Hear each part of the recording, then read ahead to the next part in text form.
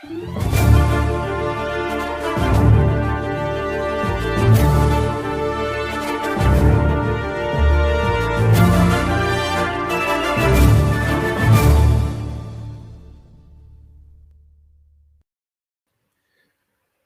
and welcome to the Star Trek Hit or Miss podcast. No, your hearing isn't deceiving you. I've not had a vocal cord transplant in the last week, nor has the regular host passed on his Trill symbiont to me. Mike has just very kindly allowed me to take over the hosting duties for the opening of this episode. I'm DK. Regular listeners will no doubt have long ago grown weary of my voice, for which I humbly apologise, but have no fear. Joining me today is Hit or Miss's usual host, Mike. Hello, Mike. Hello. It feels weird being on this side of the table, so to speak. But yeah. How you doing? I'm okay. I'm not bad. Yeah, just very busy at the moment with things. As you know, we just recorded our Silver Screen podcast on the Venom movies, and there's lots of things coming up on that, and then finishing off this series of Trek. So I've had that to deal with, and then a few random DIY issues, shall we say, in my personal life. But otherwise, everything's okay. Nice one. While you brought that up, go and listen to the Venom podcast. It's fantastic. It is. It's 2 hours because we did both Venom movies, but you could always split it into 2 1-hour episodes. It came out really well. So yeah. Nice one. Now, we were supposed to have another guest with us today, Chris, the shelf nerd. Unfortunately, Chris has been held up, so he won't be able to make it tonight. But as a result, you've got the misfortune of just dealing with Mike and myself. But Mike's assured me that Chris will be joining us next season. Isn't that right, Mike? Yes, I've definitely already told him I'm hoping to get the next season on the books at some point before the end of the year, and he's the first call I'll make to hopefully get on next year. We've sort of not had a chance to connect because we've had various things going on, and he's had a nightmare of a day, bless him. He's had all kinds of car trouble and then trouble with his teeth and had to have a dentist appointment, and then he's had to look after the kids. So unfortunately, it just didn't come together on this occasion, but hopefully, yeah, series 3, you might hear him again. Yeah. Well, we'll hope to see you soon, Chris. Yeah, and all the best to you, Chris. I hope you start to. I hope your luck turns around, shall we say, after the day. Yeah, I am there, mate. Right. Well, as you know, sorry, you'll have to excuse me. I've just taken a sip of my bourbon. I've been following another podcast, and it's got me in the mood. Right. Well, as you know, this season of Hit or Miss, it's been looking at episodes featuring Borg and artificial intelligence, and in this episode, we'll be taking a look at the Star Trek Discovery Season 2 episode, Project Daedalus, in particular, which features both Section 31's AI control, as well as Discovery Bridges crew, Cyborg Enhanced member Airiam. So are you looking forward to this, Matt? I am, yeah. I've made no secret of my love for Discovery Season 2, and this is kind of a keystone of an episode where a lot of stuff kind of gets revealed or comes together, and in terms of looking at AI, it's genuinely fascinating, and it is a fascinating look at a crew member who was just in the background as a weird-looking, bizarre. People weren't sure if she was an alien or what, so it was nice to get some answers, as I'm sure we'll get into. It was, yeah. Well, as our regular listeners know, before we get to the episode itself, we've got a couple of sections where we probe the minds of our guests, which this time, in this very special episode, is my fellow host, Mike. Hey. Now, anyone that did listen so far to our Venom review the other week in the Silver Screen podcast knows just how dangerous probing Mike's mind can be. So feel free to buckle up. So without further ado, we now go to Hailing Frequencies Open. Hailing frequencies open, sir. Okay, give it to me. As we've all been on before and answered our top 3 episodes this series, all second-time guests are being asked for their 3 favourite characters from anywhere in the Trek universe. So, Mike, this is the last regular episode of this series, so it's time you finally answered. Who are your top 3 characters? You'd think I would have thought about this, but I haven't really had a chance, and I wanted to kind of come to it kind of fresh. I've got 2. The third one I'll have to give some thought while I'm talking, but the first character, as I've made no secret of, in terms of my favourites, is Spock. In all iterations, I do like all 3 actors, but I've always related very much to Spock as the kind of outsider. And after being, not to get too deadly serious or anything, but after being diagnosed with autism very late in life, I was like, oh, that's what I was relating to with a guy who doesn't understand emotions and how to. I see what's happening there. That's It did, yeah, and it was like, oh, that's without even knowing I had that representation. There was obviously something there that I was like, I can relate to this because I'm experiencing similar things. So, but I don't think it necessarily that you have to necessarily be autistic or on the spectrum to be able to relate to feeling a little bit of an outsider, or like you don't fit in social groups, or you don't want to be feeling strong emotions, but you sometimes can't help yourself. So, like, there's a lot in that character. At the risk of being, at the risk of generalization, I would imagine that a lot of Trekkies feel that anyway, simply because they're, our obsessions. Yeah, less so nowadays, but certainly we are not super duper young, so certainly nowadays it was a bit of a social stigma to be that much of a nerd, I guess. So that's true. That's true. Okay, that's fair enough. Yeah, my second character again. This is one that I've not really made a secret of and who I've always loved, and that would be Captain Jean-Luc Picard, or Admiral. Sorry, I've demoted him. Because if you know me at all, you know that my Star Trek journey was watching original series episodes with my mum on occasion and kind of liking them, but being like, yeah, this is fun, but I'm not hooked entirely because I was very, very young. And then we got Sky TV when I was like 12-ish, teenage or early teenage years. And they put Next Generation on every day at 5 o'clock. And after a couple of episodes, I was completely hooked. And Picard was the character I was looking at like, oh, I want to be this guy. I idolize this dude. I loved his, his calm demeanor. I loved that he was all about talking things over instead of, because Kirk, we all love Kirk. I'm not dissing the guy, but he was very quick to like, I'm going to punch my way out of this problem as opposed to talking it out necessarily. Not always, but quite often. He was kind of hair trigger, wasn't he, at times? Yeah. Yeah. I mean, he had his moments of great sort of, Trek ideology and no, we'll talk, we'll discuss it, but they were kind of few and far between. And people, everybody talks about the famous double-handed Kirk punch and everything because there's an awful lot of fisticuffs going on in that series. But yeah, I just loved that Picard was a mediator and he was a cultured man.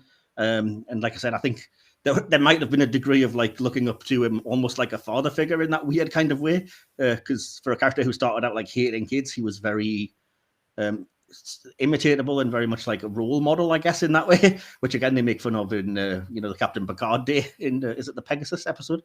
So yeah, I did find myself, I found myself thinking, I wish I could have that level of kind of calm and coolness and just go through my life feeling that way.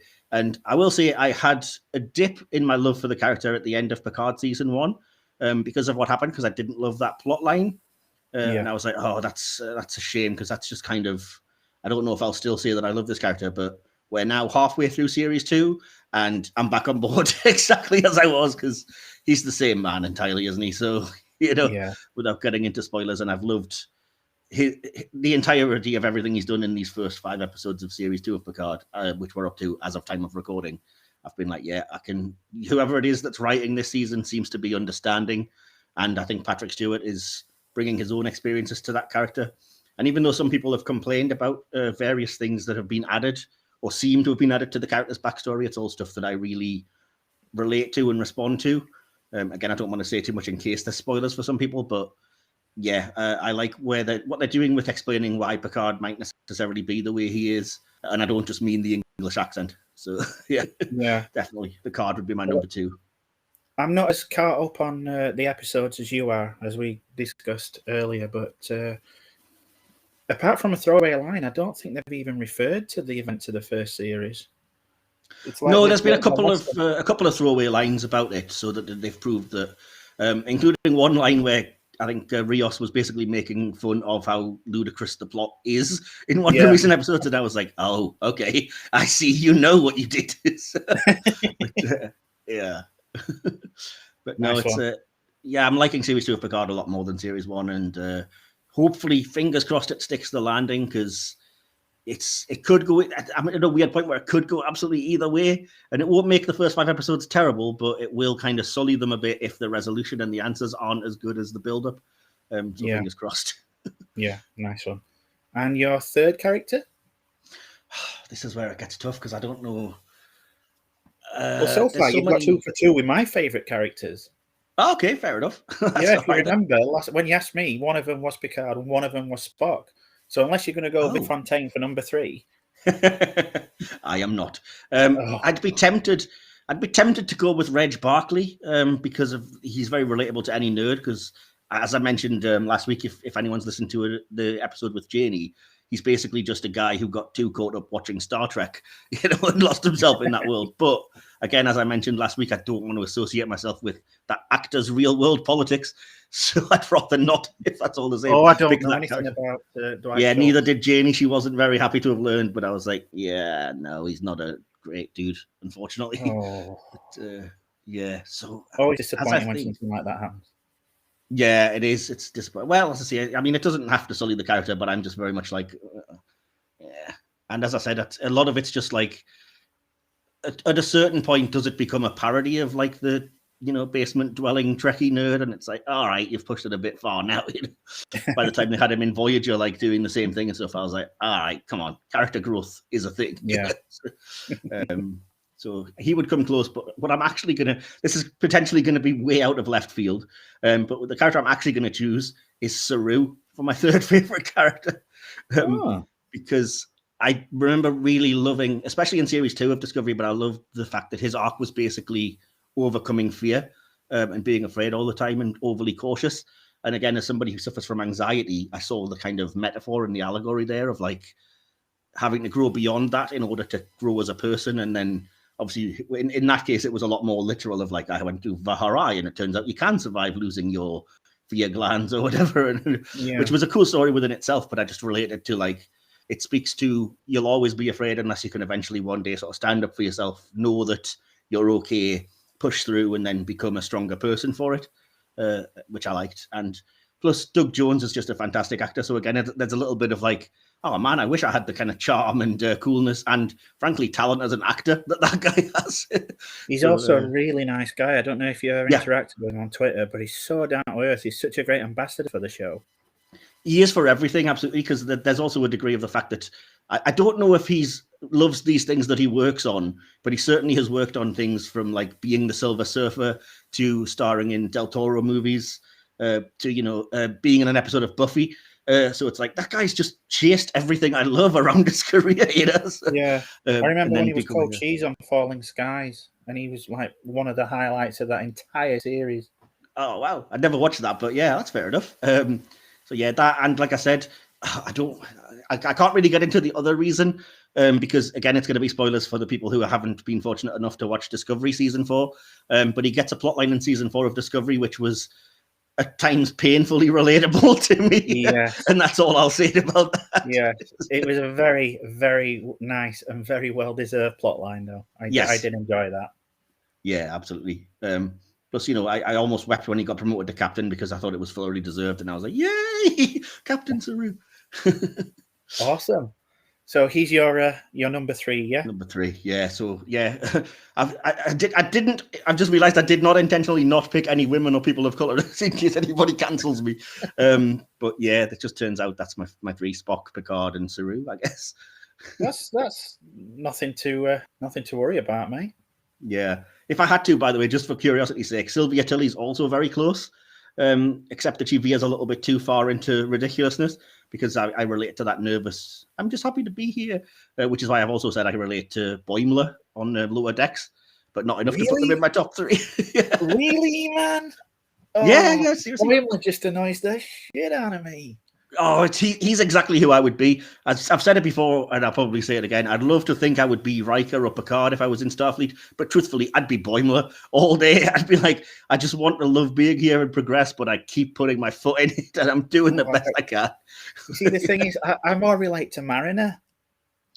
See, I'm not cool enough to relate to Mariner. I'd love to say that I could, but I don't have that level of not giving a crap, I'd like to think I am, but then again, you've got probably people that listen in and go, "No, dude, you're Reg Barclay." I mean, I'd happily take being Tendi or Rutherford just for their, cheerful demeanor and the fact that they're just fun. They're not the extremes like Boimler and Mariner. They're capable, decent people. They get a bit of a mix-up sometimes, but just like any other Star Trek character. But they're always reliable, I would say. Yeah. The other thing I wanted to shout out is that I would never dare to say that I relate to this character because I wouldn't want to seem like I'm co-opting that struggle. But I definitely empathize most with Sisko as a character because he's the most emotionally I think the best actor at portraying those emotions, and he's the easiest to connect with emotionally. And I've mentioned before episodes like Rocks and Shoals, where he has to deal with a kind of a traitorous person that just wants him to kill an enemy that aren't willing to defend himself, or especially Far Beyond the Stars, where that should be a test for human empathy, that if anybody can watch that last scene and come out of it still feeling racist or still feeling that they can't empathize with a character who isn't them, if they're a white person or whatever, then you have no empathy, and we should probably have a situation where we deal with you, because I cannot watch that. Even now, I've seen it 100 times and I cannot watch that scene without just breaking down into tears. So it's one of those pivotal episodes to watch if you're a Trek fan. Definitely. When I first got I watched Next Generation, watched the first couple of DS9, and I wasn't that taken with it. Yeah, the first couple of seasons are rough going. I still don't particularly love them. No, so there was a TrekCon back in 2012 in London. It was the captains, and I didn't bother meeting Avery Brooks or Kate Mulgrew because I'd not watched either show, and I thought I'm just not interested. And then I watched Deep Space Nine, going back a year and a half ago now, and I was just blown away. And Brooks plays just one of my favorite captains, and I do regret not meeting him, because I've got so much respect for the guy. That's fair enough. Weirdly enough, I don't love him as a captain, because I don't love that the writers kept on feeling that the only way they could make him distinct was to have him breaking the rules and stuff, which I think was a bit of a disservice. But in terms of as a character, I absolutely love him. I just think it was a shame that it was constantly, like, we'll bend the rules, or we'll break the rules, or we'll break the law, but I'm going to be able to live with it. And all right. But for every episode of that, you got really touching scenes between him and Sirok. Sirok? Oh, with Jake, of course. Yeah. I mean, if you look at, again, something like The Visitor, cannot watch it without crying, even to this day as well. So, yeah, absolutely. That's why I say I think as a character, the strongest, but I wouldn't necessarily say the strongest captain, because there was far too much of... I think he was written by people that didn't particularly like Starfleet or the idea, and so he was always written kind of railing against it. That's my impression of DS9 anyway. It's just like they're going out of their way to say, like, oh, yeah, Starfleet's fine and everything, but no, it's not, because, the Maquis are around because Earth is too much of a paradise, and that's the problem. Section 31 and all that. Section 31 exactly introduced, and I was like, this is no. I've never liked the idea of Section 31. I never will. They can chuck Michelle Yeoh into a show as much as they want, and I may well watch it, but I'll be like, I don't like this. It shouldn't exist. You're an idealist. Yeah, completely. That's probably the word. Yeah. Anyway, that was my honourable mentions anyway, but sorry to clog up that section of the podcast. No, some good choices there, mate, and some good honourable mentions as well. So thanks for that. We'll now move on to the next section, and that's the hit or miss. What about my performance? I'm not a drama. Right, so this week I've been put in charge of this section of the show, but otherwise it's exactly the same. I've picked 5 or 6 random things from anywhere in the Trek world, but Mike's got no idea what I've chosen. So when I shout them out, I want to know if you think it's a hit or a miss, some reasons and why, and maybe we can debate a bit if there's a difference of opinion. All right? Yeah, I'm familiar with the format, believe it or not. Yeah. Anyone think you came up with it, man? Right. Well, me and Will Templar, so shout out to him for helping me devise this. Oh, nice one, Will. Right. So the first thing for today, I'm going to go with cetacean ops. Oh, okay. I think this has come up in another episode, and that's no problem, because I love it. Frankly, I know some people have an issue with it, and I do remember having, again, I've told this story in another podcast, but I'm going to repeat it because it's brilliant, that I put out a tweet asking what people thought of, it wasn't cetacean ops actually, it was about specifically Kim Olu and Matt, the what are they? Beluga whale deck crew members from Cerritos Lower Decks, and I put out a tweet about them, and somebody, as usual, there's always at least one grumpy person that was like, I don't like it. Star Trek was always serious, and it's just made it ridiculous and everything. And for somehow, did these people watch Shore Leave? Well, exactly. Not well. We could name a few, but the best thing that happened out of that was, for whatever reason, Mike McMahon, the Lower Decks creator producer, had been monitoring this tweet or had seen it or had come across him, and he left a response to this grumpy troll that was just, "You sound like you need to splash around a little bit." I love that he was in a thread that I started, and that his response to the trolls isn't like, "Oh, I'm so sorry you don't like the show" or whatever. It's just like, "Shut up." It's a comedy. Get over it. But yeah, a lot of which I said I think last week in the episode with Stephen, which it's not gone out yet as we're recording, but it will do. When I dealt with IX Tweeters and a lot of the people that were like, "This is too far," and it's a comedy. Get a sense of humor. But yeah. So in terms of Cetacean Ops, like I said, partly yes, get over it. It's a comedy. Partly it was already there because Next Generation had those couple of Easter eggs, and it's a nice callback to everybody's favorite movie, Voyage Home, isn't it? So the one with the wheels. So, and as I've kind of alluded to in the past when people have brought it up, why must everything be so sort of human centric? It's like that line in Voyage Home: just because a message is sent to Earth doesn't mean it's meant for man. There's other forms of life. So why shouldn't we have other intelligent species or mammals or near sentient life that are serving? I'm all for it. Immeasurably more intelligent. Exactly. Exactly right. So no, I would say Cetacean Ops for me is a massive hit, but I'd be intrigued what you would think. I would agree with you. I would have liked to. I know it would have been impossible with the budget. It would have been nice to see them in something like Next Gen. Yeah, I'm not sure how you get around the communication, but I mean it's Star Trek. Everybody speaks English throughout the galaxy, so I'm presuming that at some point you've got to suspend your disbelief. They just make those similar like dolphin whale chirping noises in Lower Decks, and somehow they're understood. So you could just do that, or failing that, just make sure you have a Vulcan crew member to mind meld with them, like in Voyage Home, and then talk for them. That's true. You've got like a humanoid Rosetta Stone right there. I've not even thought about that. Well, just have a computer do it. Just have it that they're linked to a computer, and their voice. They don't have a voice necessarily, but the computer voice is translating what they want to say. So you're just hearing, like, in the background, you're hearing, like, chirp, chirp, chirp, and then you're hearing, like, hello, welcome to Cetacean Ops, or whatever. Yeah. It's doable. It's a sci-fi. For me, personally, again, like you, Cetacean Ops, a hit.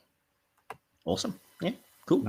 No, no argument required there, then. Fantastic. The next one, The Travelers.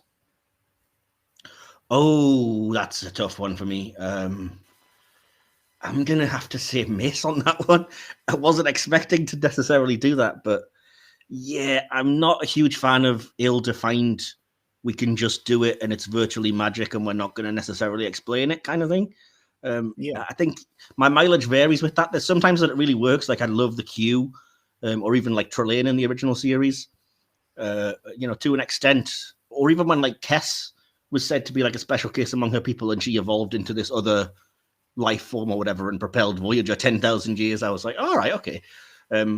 With the Travelers, I just always felt like they were never explained, and it was just to sort of, it was almost like a Deus Ex Machina of like, we just need an excuse for why we can bust out of the universe or out of reality, and now we need to write Wesley out in some kind of way. So it's like, okay, but what are they?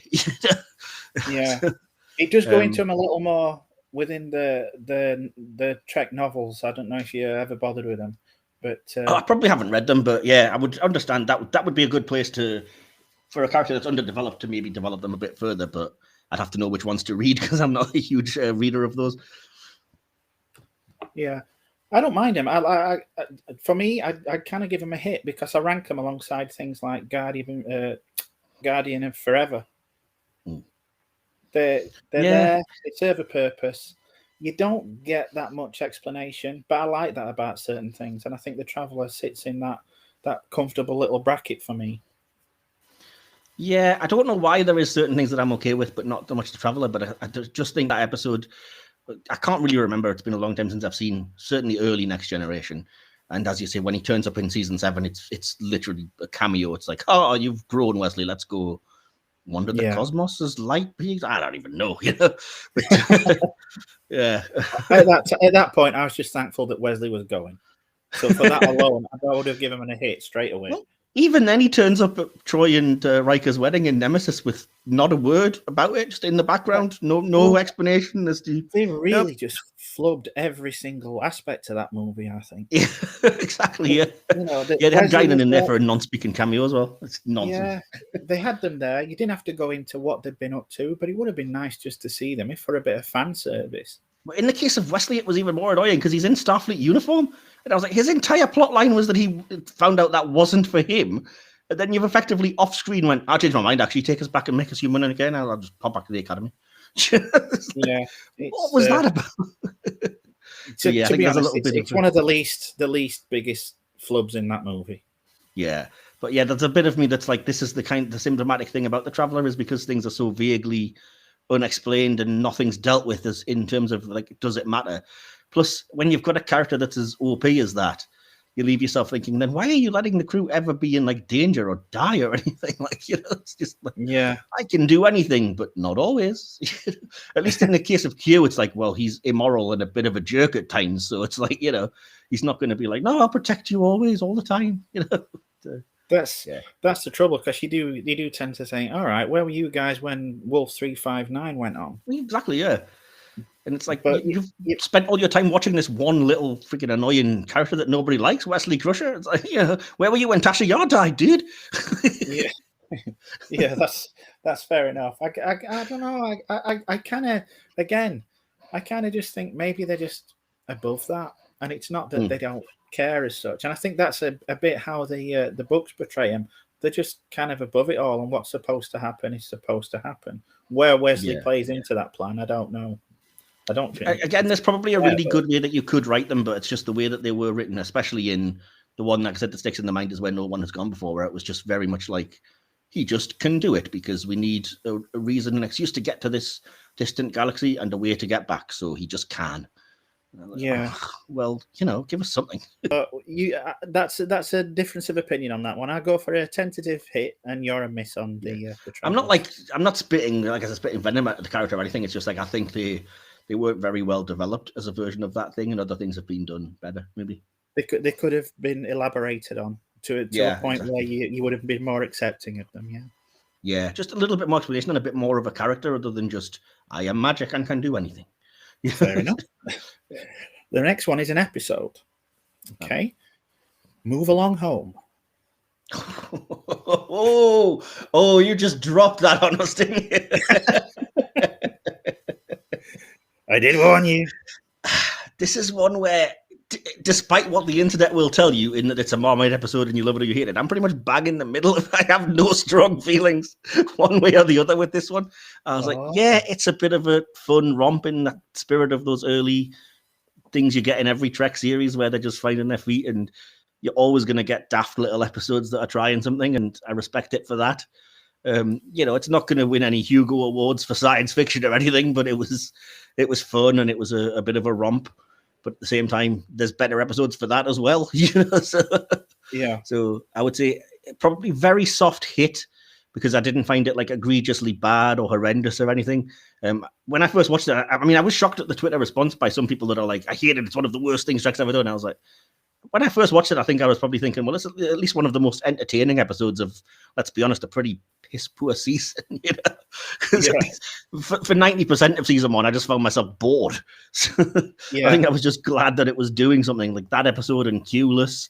We're at least actually trying to give you some kinetic action and something happening. And then, of course, you did have the odd gem like Cardassians in there, which is like, oh, see, wow, you can do amazing, great science fiction and not bore me. Yeah. I think this was one of the first DS9 episodes that I actually saw. And as I said earlier, I saw this and I was like, I'm out. Because when the first time I watched it, I just thought, this is just abysmal. But it's grown on me so much over the years. And now, Chula! Yes. It's just one of my favorite because it's just so ridiculous. And I just love it. And when you look at the actors involved, like Avery Brooks, and he's playing space hopscotch. But he's giving it his all, to be fair to him. Yeah. He is not playing it for the laughs, bless him. And it's I just want to give the episode. It's impossible. I want to just give the episode a cuddle because I love it so much. It is kind of comfort trek in that way, isn't it? Where it's like the stakes, as much as they play it like, oh no, it could be drastic. The stakes are never really all that urgent or life threatening. There was nothing scary or terrifying. It was all, like I said, a bit of a fun romp. Yeah, and at least it didn't have to be in a holodeck for that to happen. Yeah. Sometimes you need that, and I think over time, more and more people have come to appreciate just how nice it is, and how, especially when you look at some of the later episodes in DS9. Yeah, I think it's also one of the things I miss in the newer series is that it doesn't have the time to stop for just a random episode that's unconnected to anything, and it's just like a bit of fun for 45 minutes. Soft hit. I mean, it's not like I will defend this episode as being great. It's like it's fine. So yeah, soft hit for me. Okay, right. The next one, Andorians.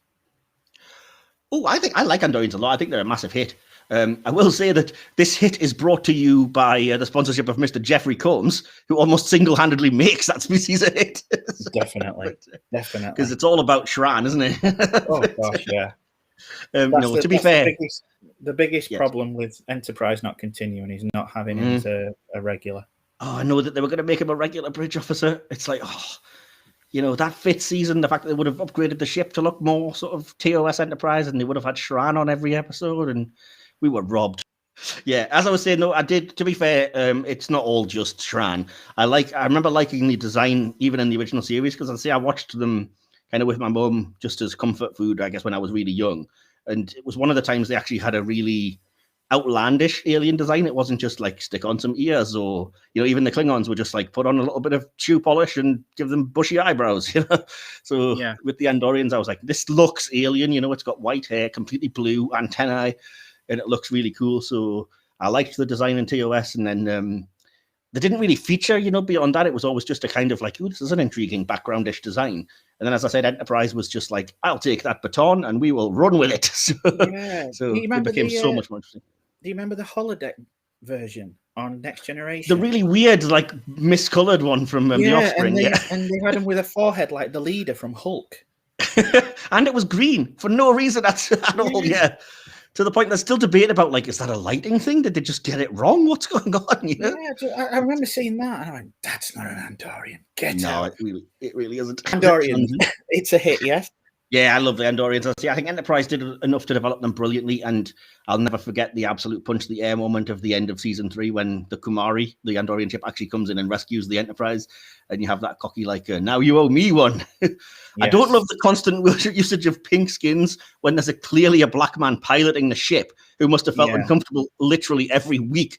And it's like, Rick, they're not all pink humans, They did a very good job updating them on Enterprise, not just the Andorians, but races like the Tellarites as also. Yeah, I'm saying that as well. Just to throw to an actor who credited as well as Jeffrey Combs is, and I'm never going to get his surname right, so I'll just call him Noah, who's married to Mary Wiseman, who played Rin in Discovery. Another fantastic actor playing an Andorian, and crushed it. Gutted that he was kind of written out, shall we say, just in case of spoilers. Yeah, and I was hoping they were going to keep him around. Yeah, it would have been nice, because it's nice to have a bit of a diverse, like, alien species on the crew, I think, as well. And we've only really got Saru. I mean, I'm playing Star Trek Online at the minute. I've been playing it for about 10 months, but at the minute. And my first officer is an Andorian. And she goes into battle with me every single time because she is kick-ass. The Andorians have been really well represented in video games, because I remember seeing them on like Elite Force and everything as well. Yeah. Maybe it's because they're naturally quite aggressive. I don't know. Yes, they're just a really good. I did like I liked the few episodes in Enterprise when they went into their society a little more. It was nice to see that. Oh, and I will say this: slight spoilers potentially for Strange New World if you're avoiding everything. It is fantastic that they're bringing in Enar as a main character in a series. I was like, and because at first I was like, they're not going to address this, and then they showed the, as I said, the promos for every character, and the character literally refers to themselves as an Enar in that promo, and I was like, yes, justice for Enterprise, and at least you're acknowledging, a really cool subspecies, and they've actually got a blind actor to play who are a blind race, which is like, oh, guys, knocking it out the park on every level. I'm loving this. If only we could watch it. Exactly. someday, maybe. Yeah. So that's a definite hit on the Andorians for both of us, yeah? Yes, Andorians, and I'll even throw the Enar as a subspecies in there and call them a hit. Nice one. Right, I'll do one more because that'll Okay. bring us up to 5 because I think we've been talking quite a lot when we shouldn't have. Fair enough. Right, I'll end on another episode. And I think I know what you're going to say to this because everybody's going to say to this. These are the Voyages. You'd be surprised. I'm going to say hit. And I have defended the life of this episode on Twitter too many times. I have never understood the hatred for this episode. I do not understand it. I just don't. I can maybe understand it if you're a fan of Trip. That's like, oh, you unceremoniously may have killed him off because, read a book. But it's like everybody's really offended that it's a Next Gen episode. Yeah, because it's the end of that entire era that started with Next Gen. I get it. It's a bookmark, I get that they wanted to round off the era and like bookend it in a way that encompassed the entire Berman, as Braga and Ron Moore and that entire era. Fine.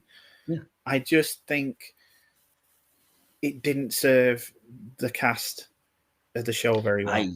I disagree. I still, again, and I don't know if people just don't see these moments or if it's me being blinkered, but I genuinely still tear up knowing that Archer's going to make that speech at the end of that episode, and T'Pol's like containing her emotions at the loss of Trip, and like, oh, you look amazing, go up there and make history. And I kind of like that they took the decision for Riker and Troy to walk away so that you don't have to hear it, because anything I heard would be disappointing from whatever's in my head. I don't need to hear it. It's like, to me, the thing is, you could have had that. I mean, I'm disappointed with the death of Trip, or supposed death, if you've ever read any of the novels. I'm disappointed at the death of Trip, but I can live with that. It would have been nice had they just flash forward. It's just 10 years later, got rid of all the stuff with Riker and Troy, had 10 years later, you could still have had Archer going up to give that speech and just fade to black with the end credits as he's about to give that speech. I think it's kind of insulting to most of the main cast where it purposely, I was watching an interview with Anthony Montgomery, and a lot of people are still thinking that because of that episode, the entire series of Enterprise just took place on a holodeck. And this is a bone of contention that I'm going to bring up again, which I've mentioned in the past. According to Gene Roddenberry himself, the original series is all bullshit and exaggerated and not how it actually happened. I'm reading his novelization of the motion picture, and it's literally how he starts it because he's not happy with the way that series went. So, if you're going to take issue with, but is it all just a holodeck program?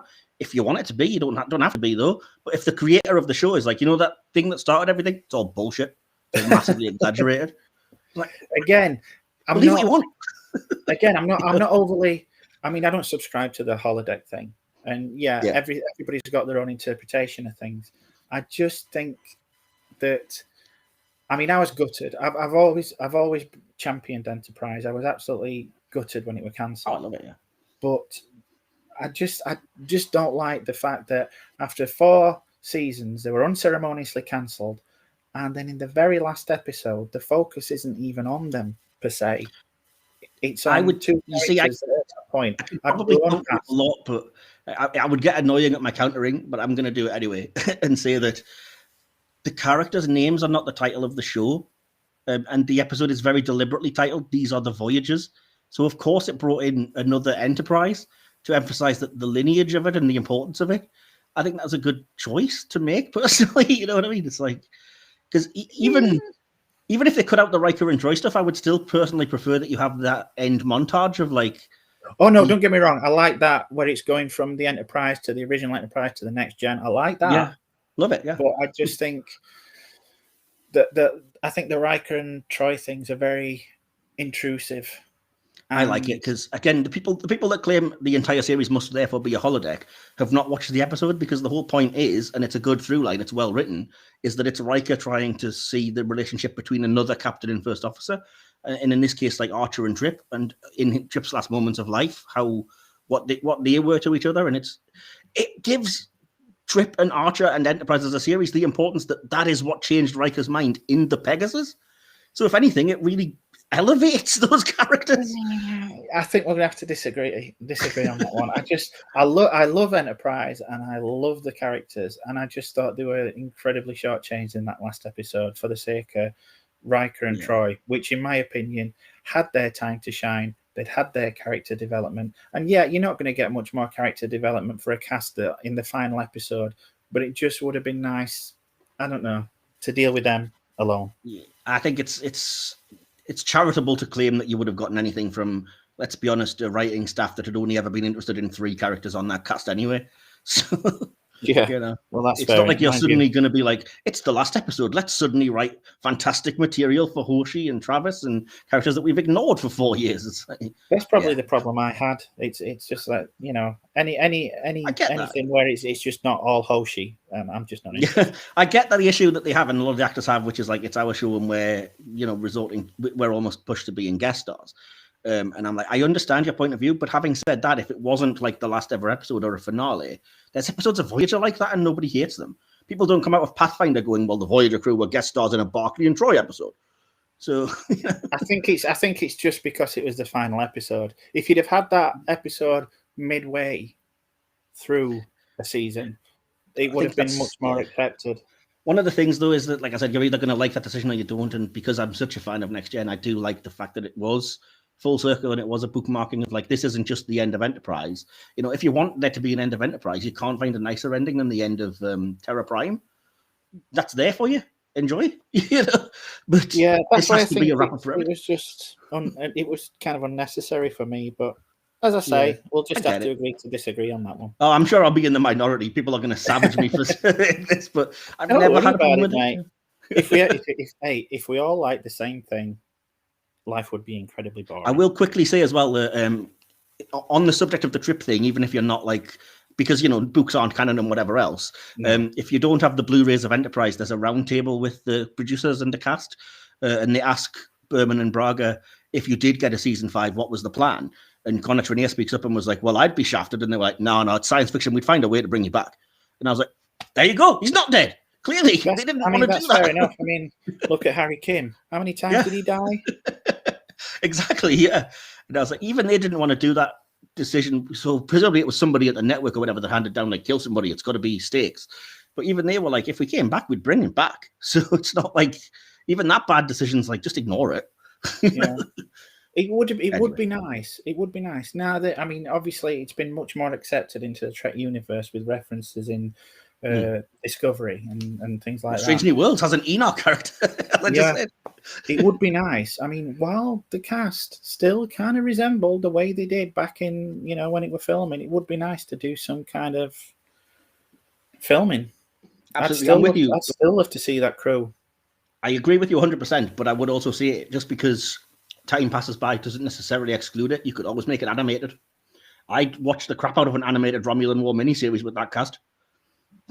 You're not wrong there. You're not wrong. I'm just gutted that we didn't get all of that.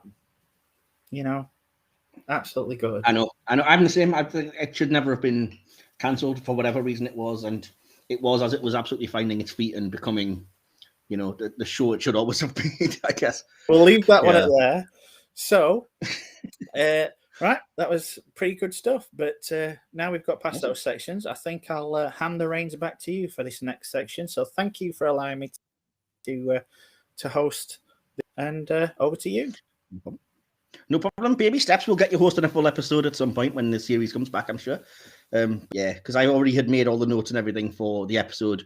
I thought I'll take over and not give you all the work to do. So, no worries. Apologies, you're back to dealing with me for the episode. But So, as we mentioned up top, we are dealing with the Discovery episode Project Daedalus, an episode with one of the most frustrating titles in the history of Star Trek, because Project Daedalus is mentioned once at the end of the episode and they're told to go and look for it.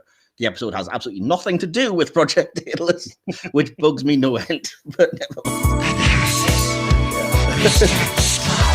As I said, what I've been doing in these reviews for this series is I'm starting off with kind of fast facts and bits and pieces behind the scenes stuff about the episode.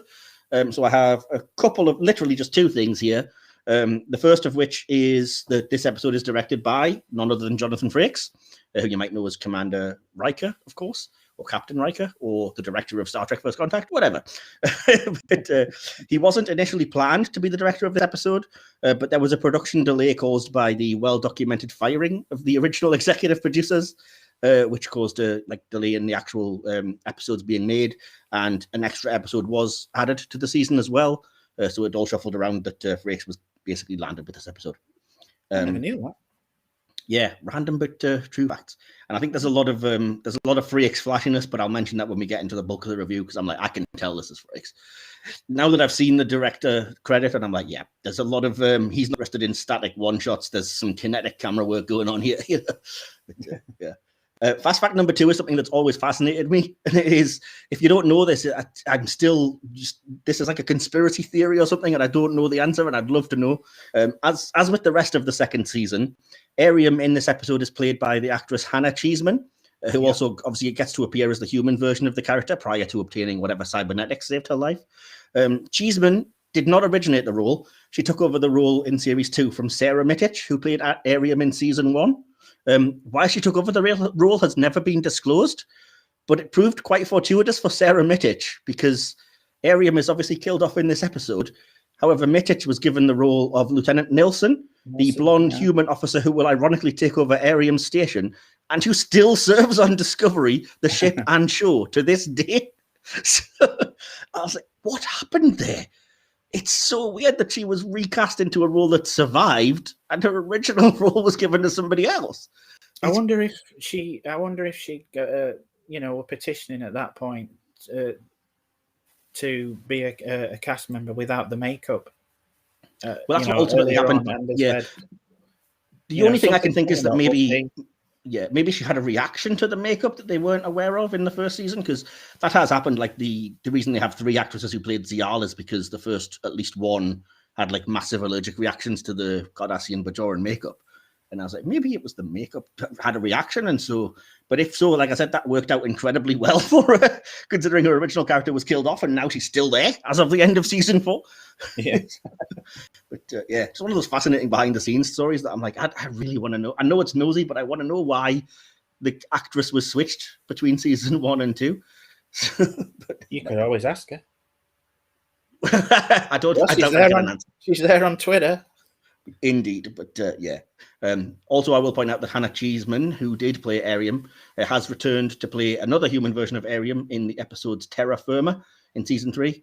This version being obviously from the Mirror Universe, where bizarrely she mustn't have had whatever accident she had, because she's perfectly human. So just a bad shuttle pilot in the prime time. Clearly, being evil is an advantage to be a shuttle pilot, I guess.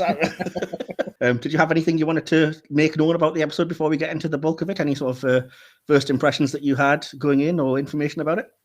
It was a shock, because I'd not watched the episode since it was first broadcast.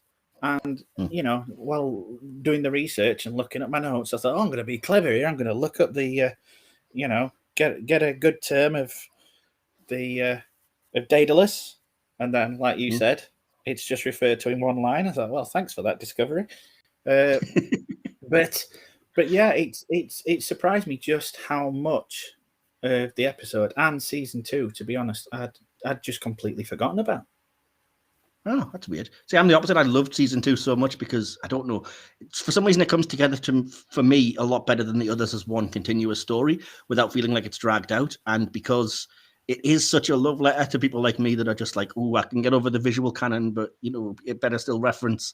And, so instead they throw Captain Pike and Spock and the Enterprise. And I was I'm such an easy mark with that. I'll be honest. Towards the latter half of that season, it kind of lost me a little. I was going, okay, it's going on.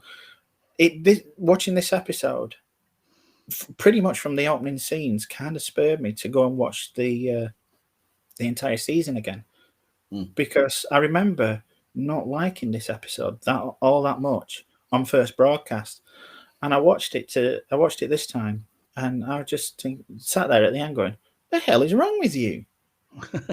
It was good. Yeah, I do like the just from the very opening. I just think it's just class. I just think there's not one wasted scene in this episode. It surprised me how much there is in it, because my overriding memory, and this is like the third or fourth time I've seen it, but for some reason the only thing that sticks in my mind is the through line of the Airiam plot, which is why I chose it for this season. And watching it back with actually having to like pay attention and take notes, I was like, ooh, it's surprising how much it develops these other storylines, like the Spock and Burnham and the Red Angel. I had no idea. All I remembered was the Airiam stuff. I had no idea about Cornwell. I had no idea about the Spock stuff. Even the little touches. I remember Pike being in it, obviously, but just the little exchanges that Pike has with other crew members. We'll get to that. It's one of my favorite exchanges. Yeah, I was surprised by just how much I'd forgotten. Yeah. Oh, fair enough. So without spoiling any further then, and getting into actually giving our scores, I'll begin with the breakdown. As we've mentioned, this episode features Admiral Cornwall, who arrives via shuttle to see Spock, who has been accused of murder on his way out of a psychiatric facility. Pike basically has voiced concern about Section 31, and she claims it's prudent, which is good, at least address that. As a quick side note here, as I've mentioned, you can totally tell this is Jonathan Frakes directing, because the entire shot of the shuttle approaching Discovery, landing in the landing bay, then starting as a kind of upside down camera shot that swoops around to meet Cornwall and Pike meeting each other. I was like, this is gorgeous. This is opening better than some of the movies. Yeah. So I was like, this is definitely Frakes' work on this one. I love it. So I've got to shout out that direction. I love that. One of the things I love about Spock is that sometimes he can be incredibly like sarcastically glib and just write it off as, I'm just being logical. And I do love that in the lie detector test, it's all deadly serious. And then she's like, did you leave without permission? No. Well, you've been seen leaving. I checked myself in, therefore I didn't require any permission to leave. And I was like, oh, you got her, Spock. You got her. Yeah, that's. I've got to say, from the very opening scene, Peck nails Spock. And I know he's got his detractors, but to me, I love the guy's portrayal. I'll mention it later, but I don't love the way he treats Burnham. But again, they mention, and I've written this in my notes, they mention that is out of character. So it would be hard to say, like, you don't understand the character if they've written somebody that they are saying is out of character. Yeah. So it's like, okay, I get it, So, yeah. Anyway, the camera swoops by yet again as we change scenes from Spock and the lie detector into the corridor where Burnham is protesting about Tyler's innocence to Pike because they believe he's been sending information to Section 31. This is one of the things that only the third or fourth time around am I noticing that this was something that should have registered with me, is that it reveals later in the episode that it was Airiam under the sort of control, I guess, who sent those, because it wasn't even a part of my brain that cared about that plot line the first time around. And I was like, oh, that's actually really clever that Control did it through Airiam and framed Tyler for it. And that's just a throwaway line. Yeah. So, yeah. As I say, it surprised me just how much I just not picked up on or forgotten about. Yeah. Same in a couple of cases. Yeah, definitely. But obviously, Burnham gets assigned to Spock because he's the only other person to have seen the Red Angel at this point. And she, being Burnham, of course, says that Pike can count on her for the mission and on proving Tyler innocent. So go get him, Michael. Meanwhile, Cornwall continues interrogating Spock, who explains that what a Vulcan nerve pinch is and how that's how he escaped and he didn't kill anybody, because once he determined he was sane, it wasn't productive to stay, so that's why he left. He still doesn't know why the Red Angel chose him, but explains the seriousness that something is trying to wipe out all of sentient existence, at which point Burnham basically walks in and says, I believe him, this is serious. Cornwall responds, it's just because his brother. And Spock, again, very coldly remarks, not by blood. I was like, ooh, it's intriguing, because that is very out of character. I can't imagine Spock really acting like that towards anybody. But again, that's the crux of the episode, isn't it? It's like, what's going on there? So, yeah. Where are we? So then I think we get to the Admiral revealing in the ready room that Spock is, in fact, reading as innocent on the test, which is foolproof. But unfortunately, so is apparently the video, which shows him clearly murdering people. But Pike again insists that's not the Spock that he knows and the footage must be doctored. The Admiral says that, it's straight from Starfleet Psychiatric, but she can't verify it because Section 31 haven't responded in weeks. And Control, which is the threat assessment AI, is no longer accepting her codes. At which point I noted this is a massive drop of this for the season overall that just completely went over my head at the time, because Control will become the ultimate big bad of the season, and it's just dropped in dialogue like, Can't get into it. Awesome. She's also convinced that Patar, a Vulcan logic extremist, is not just a red herring, and they must go and arrest her and reset control because she's obviously co-opted to control the system, and the Federation's in danger because they rely on control for critical decisions, which I've said is an interesting potential comment on the over-reliance of technology. Because really, you shouldn't have an entire sort of federation that would be flawed because a computer doesn't work. Yeah, there's alarm bells ringing when you hear the description of what actually goes on. Yeah, like everybody feeds in data to it, and then it decides on the best course of action. But ultimately, we make the choice. So there's always experience involved as well, and it's kind of like, did you really need control then in that case? But again, this is the questions that the season will eventually end up asking. So it's fair enough. Cornwall enters the bridge, and I just love Tilly's nervous stammering because obviously they're all fugitives at this point in the plot in the season, and she's like, I've never been a fugitive for. I mean, I had a bad rebellious stage when I was a teenager, but I'm so sorry. Yeah, it's just we've all been there. Again, yes, this is just like, that's exactly what I'd be like. I'd like to think I'd be dead calm and like, it's not this book, I know, I'll prove his innocence. But I totally would be Tilly, like an admiral gets on and I'd be tripping over myself going, I'm so sorry, I didn't do anything. I'm sorry. I was forced into it. Just prior to that as well, it's a nice, it's nothing really in the scheme of things, but I just love the thing where Pike's walking off and he just stops, looks round and he's, let's go. Yeah, exactly. No, he's very good in the role as Anson Mount as well. But yeah, they have basically found where supposedly Tyler's transmissions went, but it seems like it's just nothing. There's just empty space, and I think they mention a penal colony or something. The Admiral confirms that yes, it's well hidden, but that is actually Section 31 HQ, and they set course and head there at warp because the spore drive has been, hacked by somebody, and they can't use it. So. And then we hit the credits, to which point I've said, that was one long-ass teaser. Yeah. Everything we've mentioned happened before the credits. So, yeah. It's got to be one of the longest. Awesome. We open the episode then properly after the credits in Airiam's quarters, where she's reviewing her memories. Again, this might have went past your head, I guess, in the first viewing, but it turned out to be a key scene because we see her before, and that's the first confirmation that she was human. And she has a husband. They just married, and it shows her kind of her humanity even after she is what she is now, because it shows her camaraderie with the crew and the emotional connection as she's remembering a memory with like Tilly and Detmer and Owo in the mess hall. That scene is the one thing that I didn't buy. Just Why? It just looked a little hokey to me. That where she sat at the table, I thought that could have been done maybe just a little better. It may have been the framing because it had to be reviewed like a memory in that way, and it wouldn't necessarily look as clean, because it is very like you're addressing a camera. Yeah, but I didn't mind it. I was kind of fine with it. I didn't like the fact is where she's saying, "Why do you not want to play me at Carter's Cot?" And she says, "Oh, it's the same reason as I won't play her at Carter's Cot." Yeah, and then she mentioned, I can't remember the exact wording, but she mentioned something, and Tilly says, "Yeah, but in all fairness, Airiam does that too." And I just sat there thinking, Detmer's literally just said that. That's what I just didn't like about it. Yeah. Oh, well, fair enough.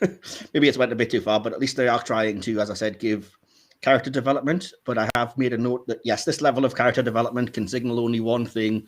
So RIP, Airiam, you're going to be gone by the end of the episode, clearly. I'm a TV watcher. I'm savvy enough to know that when you get this from a character who's not been addressed at all before, they're about to die. Yeah. Has anybody ever seen an episode of The Walking Dead? Not just that, like Buffy or anything, Yeah. There's some pretty cool banter about Tilly saying she hopes Airiam saving the memories of her, and Airiam responding with those are the first to get deleted. But again, it's really focusing on her character because we see a little vial of sand next to a picture of human Airiam with her husband, and it subtly explains that there was a shuttle crash without actually seeing it. It's like it's exposition in the background, but you can get it. And then again, there's some talk about Tilly saying, sometimes I'd like to be able to delete memories. I would never remember my mum. And Airiam saying, if you had to do this every week, you wouldn't like it. It can get really tedious. Which again is like, oh, wow, why do we never get to see any of this until now? This is fascinating stuff. It's true, though. I mean, a week at a time, just deleting every memory. Good grief. My heart went out just on that line. Yeah, rich stuff to explore that they just like left it far too late. And it's like, wow. And I think that's the problem, what we were going on earlier. Without those breather episodes, you don't get to explore any of this until it's too late. Exactly. But anyway, she heads off to help Tilly hacking some information or something. And we head to engineering, where Stamets is getting grumpy at Michael and Spock's silence because he doesn't like when he's trying to work on the spore drive, and he demands some kind of background noise, I guess, as he's talking to the controls and machinery. Michael and Spock review the signal and the Red Angel sightings, but they note there's not really any connection or pattern. Spock seems to still think his first vision was just a warning. They bicker back and forth, and Spock just says he wants to know why the Angel picked him specifically to show an apocalyptic future. And his behavior is because he can't logically reconcile it with a way to prevent it. So there's a little bit of frustration there. Michael feels that they need inspiration. And this is my least favorite part of the episode. Stamets then goes, "Oh, well, if you're doing that, then kindly do it elsewhere because your talking's actually got really annoying." I was like, that was like a minute and a half, and you've changed from "please talk, I need the noise" to "oh, shut up, you're annoying me." But he was back then. I mean, in the first couple of seasons, he was very irritable. Yeah, and I did like that about his character. He's mellowed somewhat since then. Yeah, I didn't like it because the character just comes off as really jerkish to do something like that, and it's like it struck me as like it's TV writing 101. It's like a writer that thinks they're dead clever, whereas nobody would actually act like that. Because in a real situation, Spock and Burnham would turn back to Stamets and go, "It's been a minute and a half, dude. You told us to make noise. Shut up. Stop being a dick." Oh. Yeah. Anyway, we head to the bridge, and Airiam is working to decrypt codes for Tilly, who says, I don't know why Tilly does this, but she mispronounces robot in that hilarious Futurama way and says that, it's great that Airiam is half robot because she can decode these faster.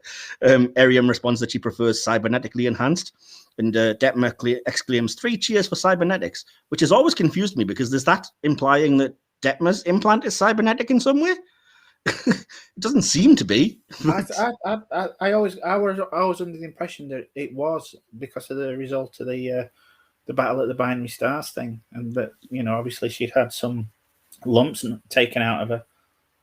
Yeah, that's weird because it's gotten smaller now as the kind of future tech has become developed, and I assumed it was just like a skin graft but maybe there is part of a brain gone, and she's got partly cybernetic. I'm going with her eye replacement also.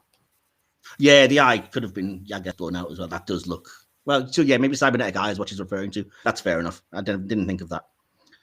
Speaking of which, 3 red lights blink in Airiam's eye, as we've seen before, and she suddenly gets very distracted.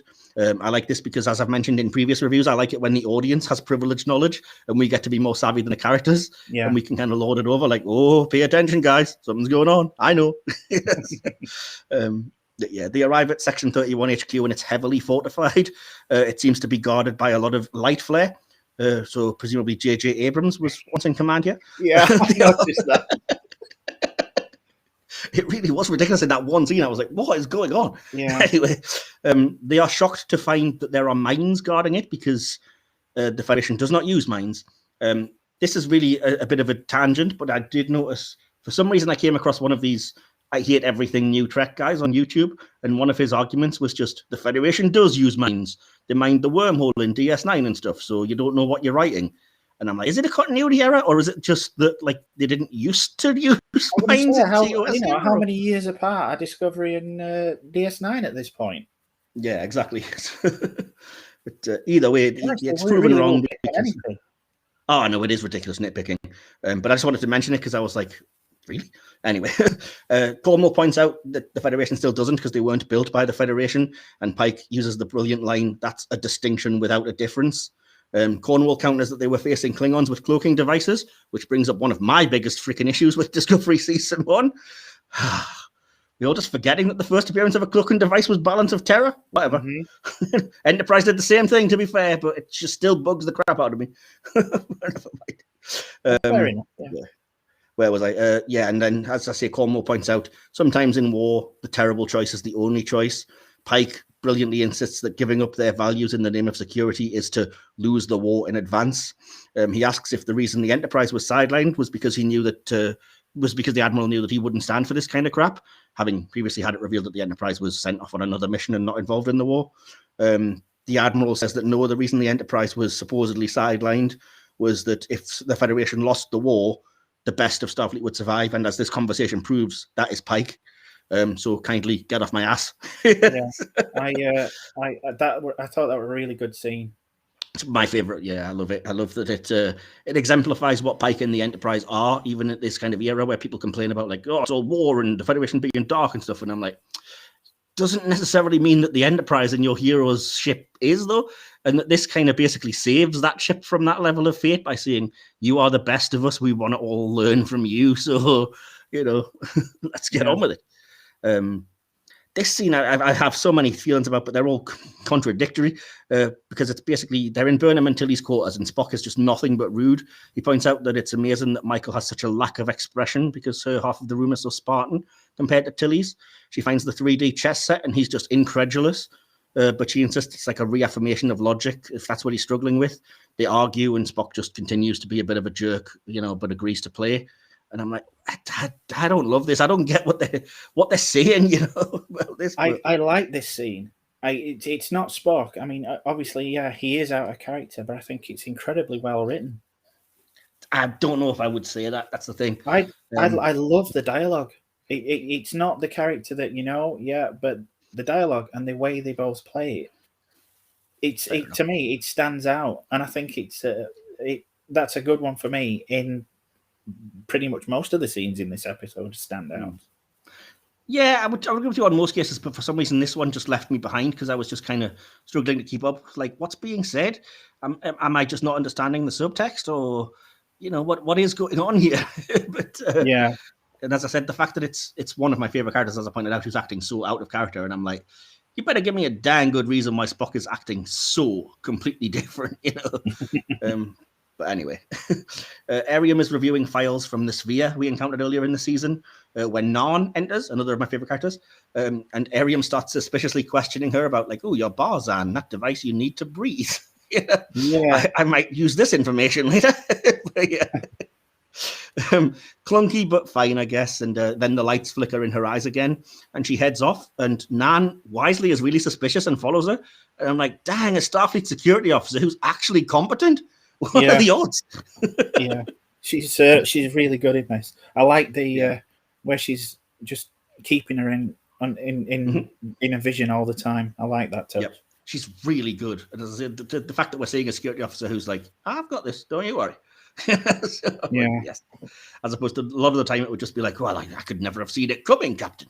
Yeah, but no, she knows us. Oh, look, squirrel. Captain, watch out. Oh, never mind. We're back on the bridge anyway, and the hacking is being countered.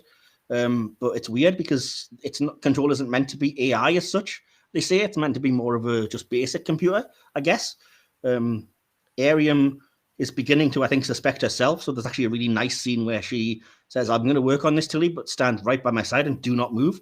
And I'm like, that's really good. They could easily, again, have just had it be that Airiam was totally oblivious. But I like that she is given the urgency of, like, something's going down, something's messing with me. Please keep an eye on things, And it gives you that sense of empathy for the character because you know she's in trouble, and you do have that kind of emotional pull because you just think, poor woman. Yeah, exactly. So anyway, Pike heals the Section 31 headquarters, and the mines all activate. Cornwall insists that she knows how to get them through it, and she wouldn't risk it otherwise. To get past the defenses, but Pike then hands her basically the center seat, and she refuses and says, no, my mission, your ship. Nice little scene. She gives them the route through, but says that they have to keep the shields down because the shields attract the mines like a magnet. And I was like, oh, if there's ever a way to build tension, that's brilliantly written. Because can you imagine being like, fly through these mines that could hit you at any point, but you can't raise the shields? Yeah. Oof. And then when they start throwing like razor mines that are cutting through the hull, and I love that Pike is just having none of it, and he's like, raise the shields, red alert. I'm not just putting up with this crap, Yeah. And the ones that knock it blind, with the sensors blind, and she's saying, it's saying we're upside down. Yeah, it says we're upside down, but they're scramble sensors, and she's like, you just have to fly blind like at the academy. And I was like, oh, great dialogue, but it would have been nice to see things like this at times, Yeah. As I said, we go back to Spock and Burnham arguing, playing chess.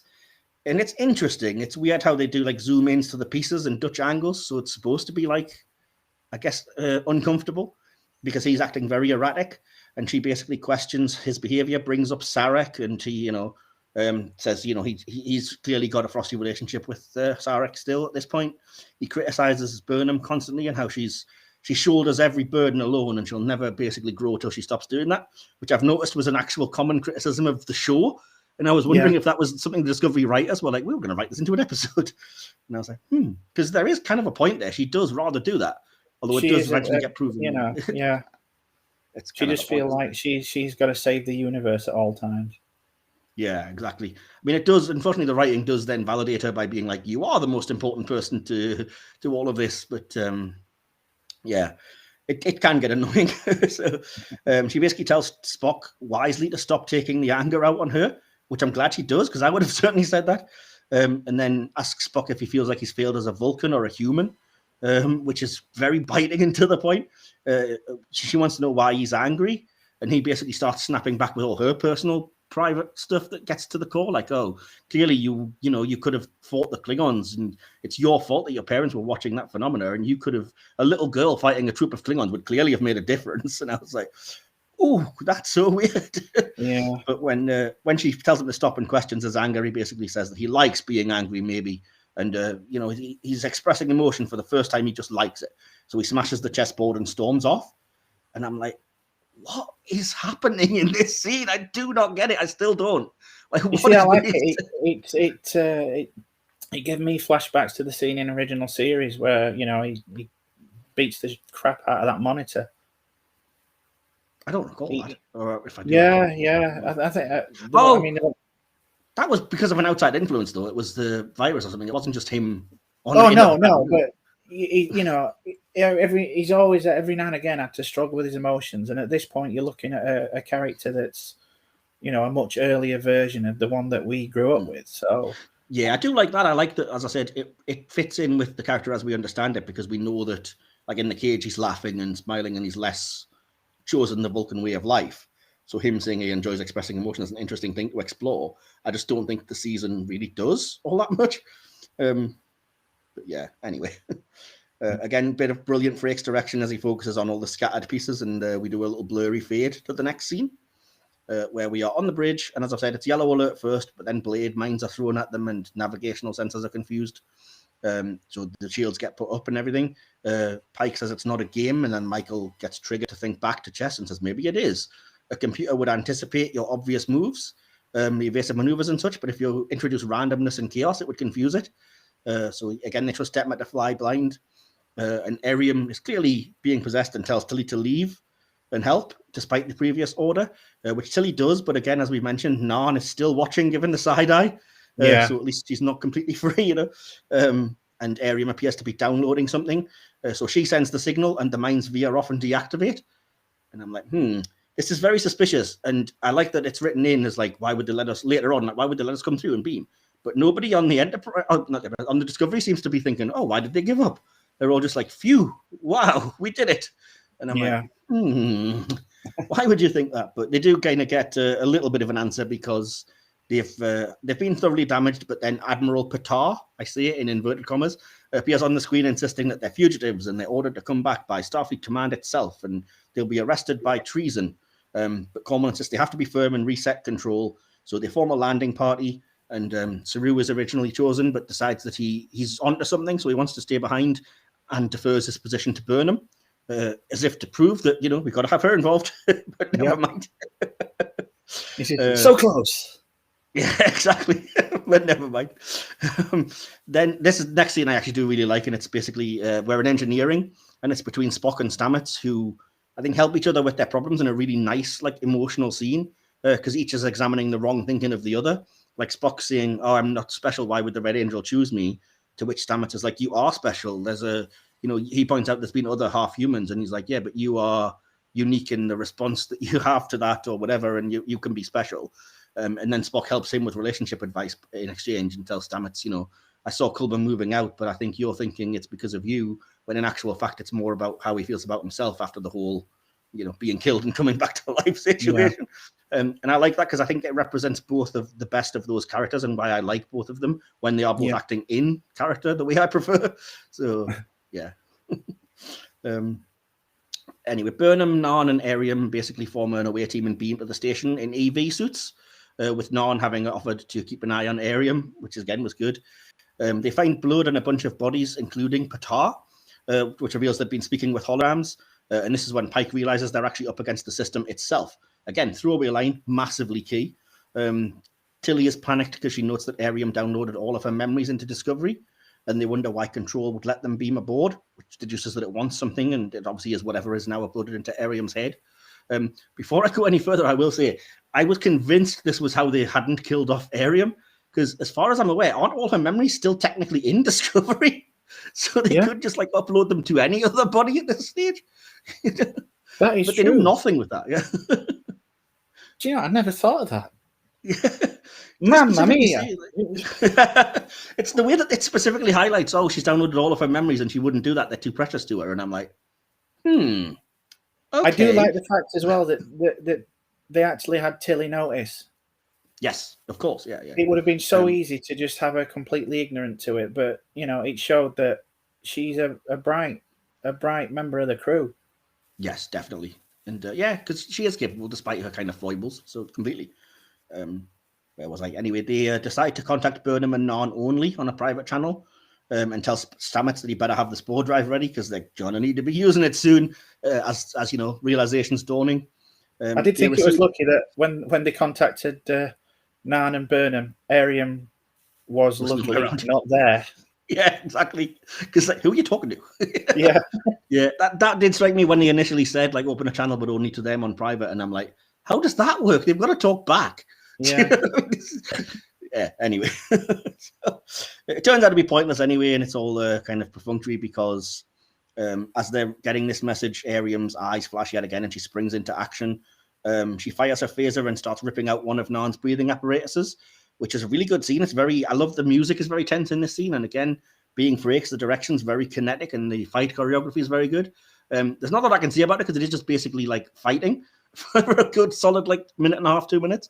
I do like the fact that Burnham used the Kirk two-fisted maneuver, though.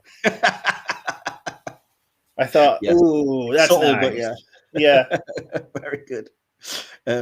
Burnham, anyway, in this struggle, manages to push Airiam into an airlock, and they reveal that something's taking control of her through her augmentation, which, as I've made a note here, this is super interesting and would have been a brilliant thing to explore, but they just don't have the time, and it's such a shame, because I want to know what her augmentation is, how much of her is still human, and how can something take control of her if she still has a human brain, and there's so many questions you could get into there that they're just like, nope, never mind, it doesn't matter. Yeah. I was like, such a shame.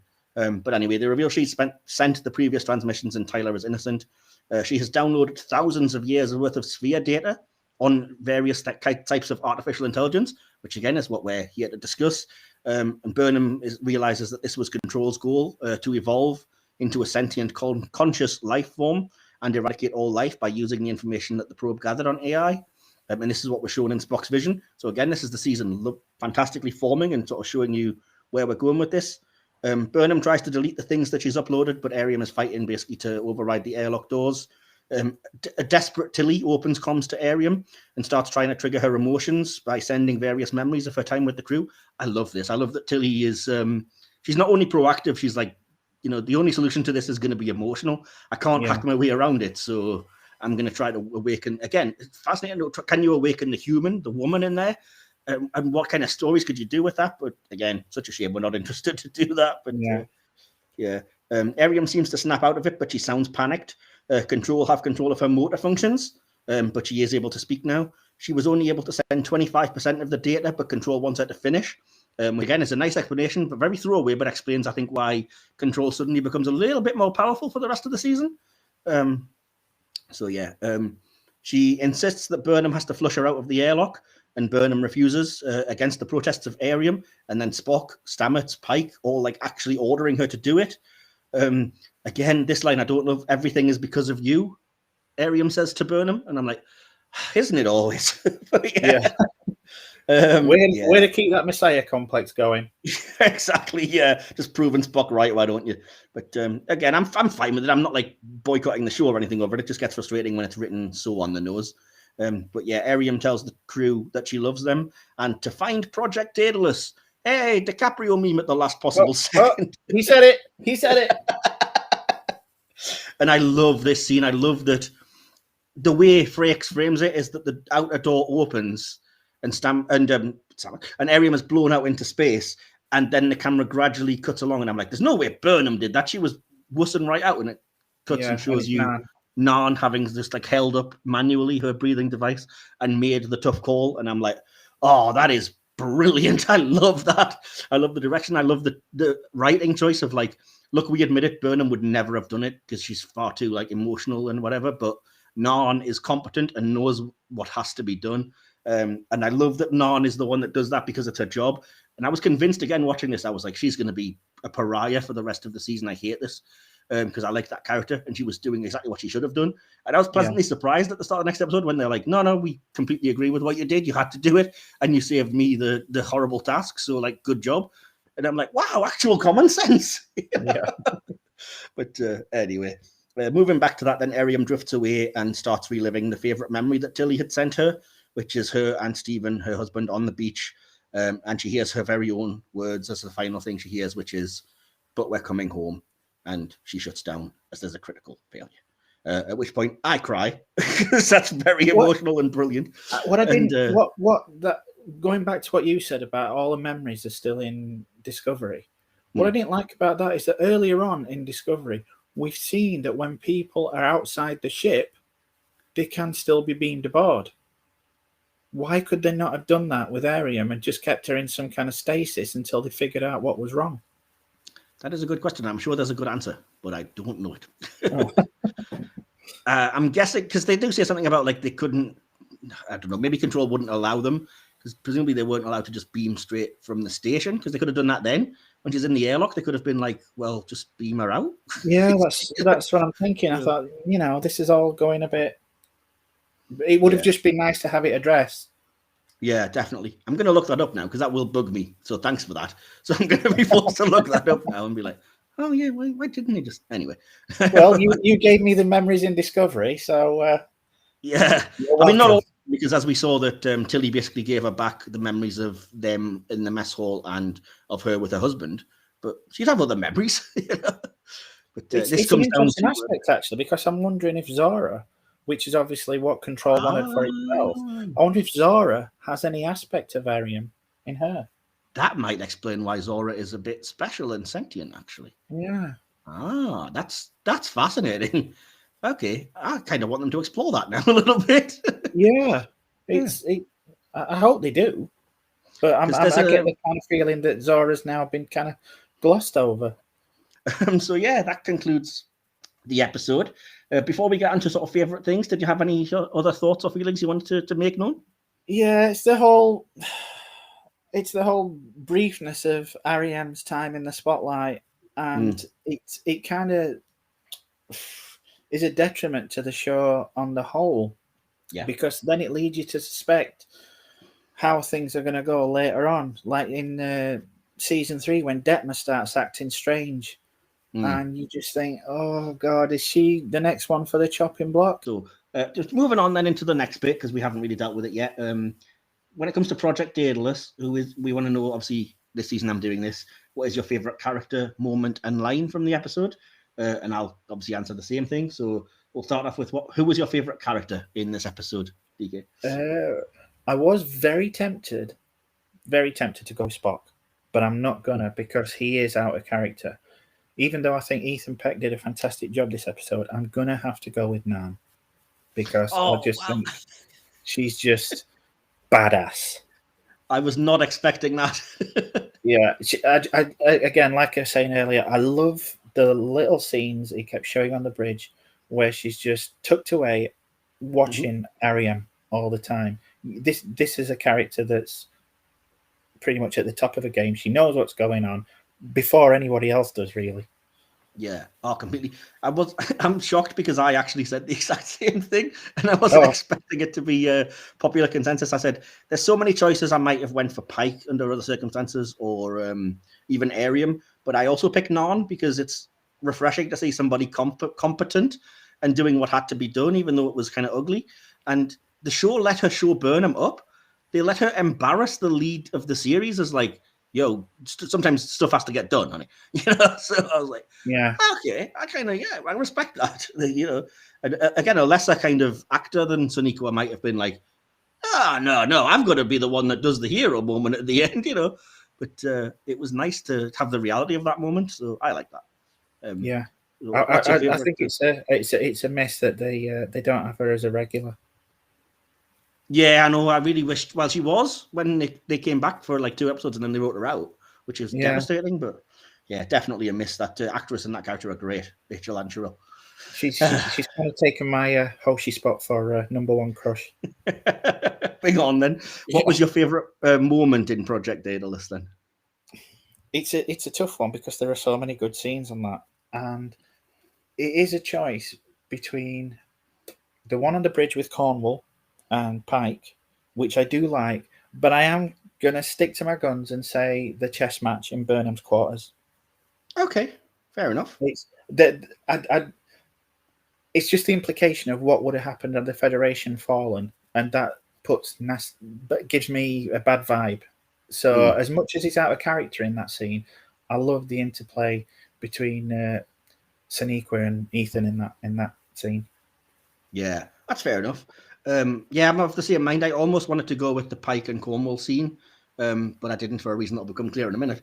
And I almost picked the end fight, which is really good, and almost went with the Spock and Stamets emotional scene. But in the end, I remember, if I'm thinking back to what I enjoyed about the episode, I was genuinely thrilled and tense as they were kind of flying through, dealing with the mines and stuff. And I was like, that's something I haven't heard from Star Trek in a while, is like just a, spaceship in danger sequence where I'm like, yeah, white knuckling it, So yeah, I was like, okay, I'm going to pick that as my favorite scene.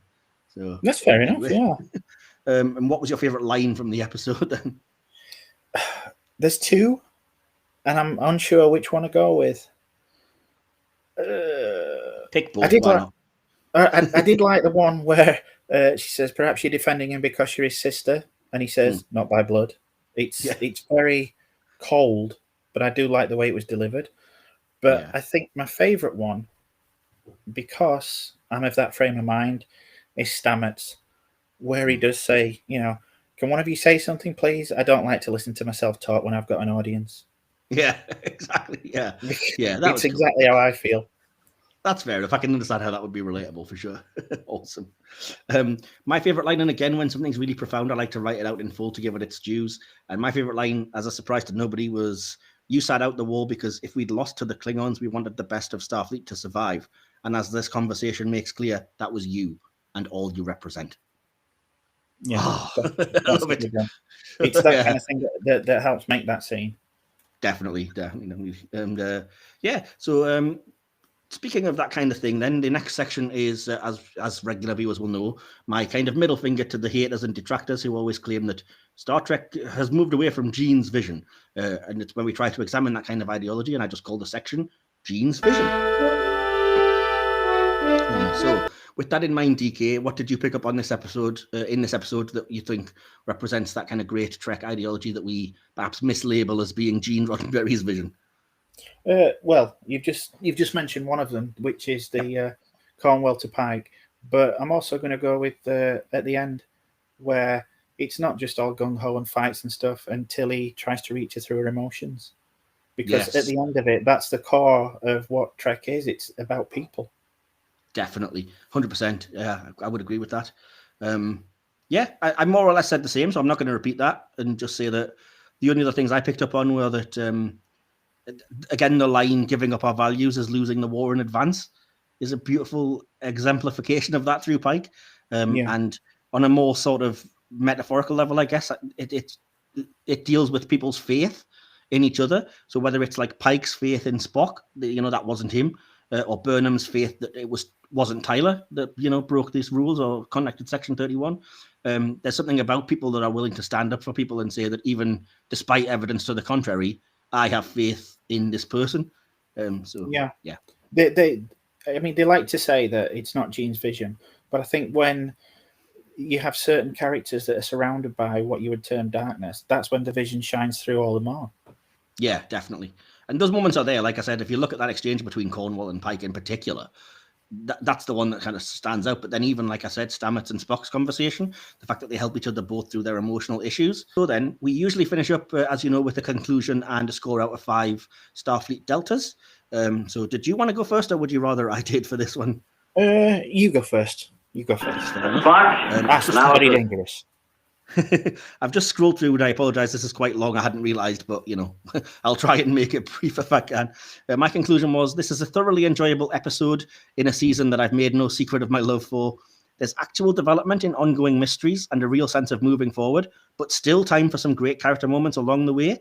If there's one thing I could say I didn't love, it would be Spock's behavior towards Burnham. But as I said, even then it fits what we know of Spock in this time, and it's even pointed out to be out of character. So you can't say it's not the writers not knowing the character. We also get a great scene of the Spock we know in his scene with Stamets to kind of emphasize that that's still there. It's great, obviously, to finally be learning more about the bridge crew, and especially the most intriguing one, Airiam. Honestly, I don't love the overall idea of her. In season 1, I really railed against it because she seems far too advanced and she begs too many questions, but at least some of those are answered here, and it's done beautifully, reaffirming her kind of humanity and the continued tragedy of a character that would have been really cool to see more of. The acting in the episode is excellent from everyone, but special mention definitely to Hannah Cheeseman, who plays Airiam. The direction by Frakes is flashy and entertaining, with some outstanding starship and space shots to boot. There are the usual niggles about Discovery breaking parts of literal and visual continuity, but they don't affect or ruin the story for me. And overall, I was engrossed even on my 4th or 5th watch, and I just really enjoyed it and would call it solid Star Trek. And I went with 4 deltas out of 5 for my score. So very good. What would be your conclusion and score then? Right.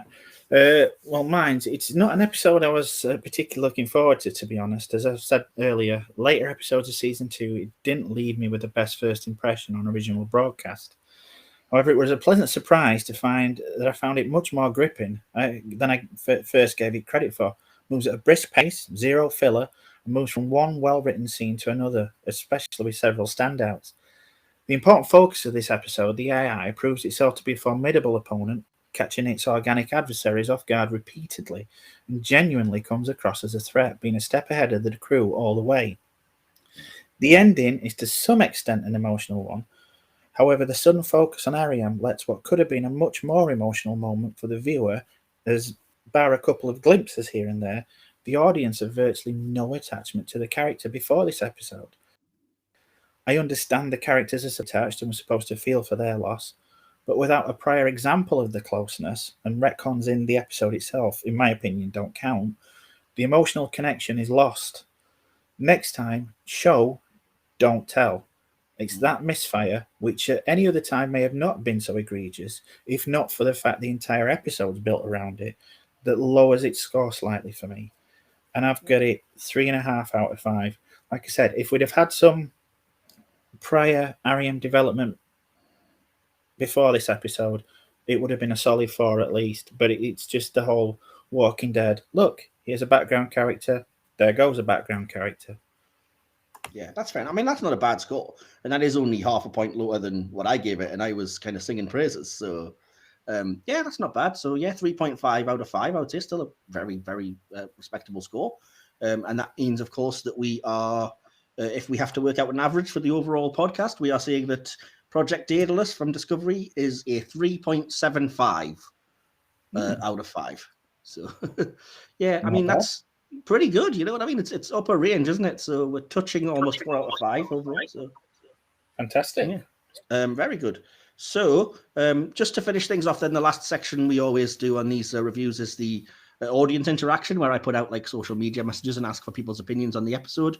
But being a Trek podcast and being a bit of a geek, I like to call it subspace communication.